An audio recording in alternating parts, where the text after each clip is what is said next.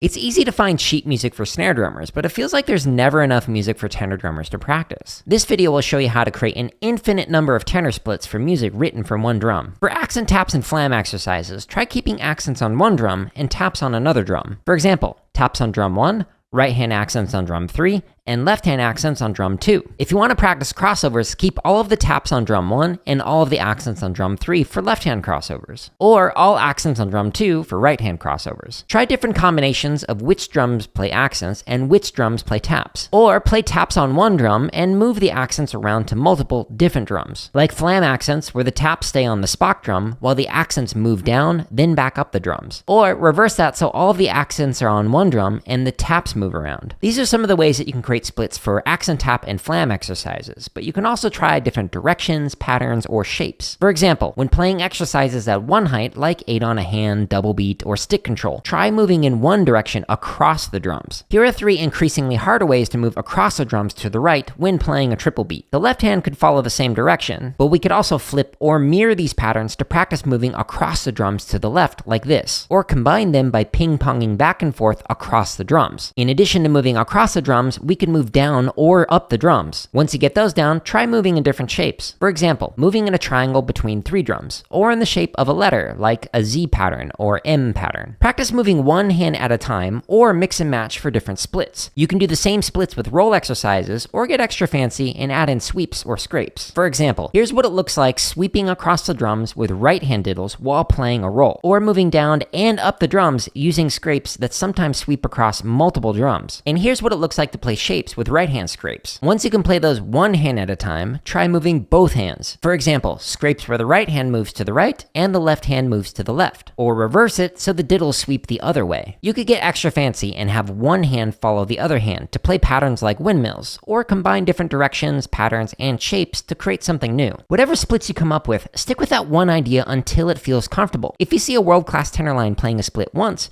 remember they've played it hundreds or thousands of times before that one rep.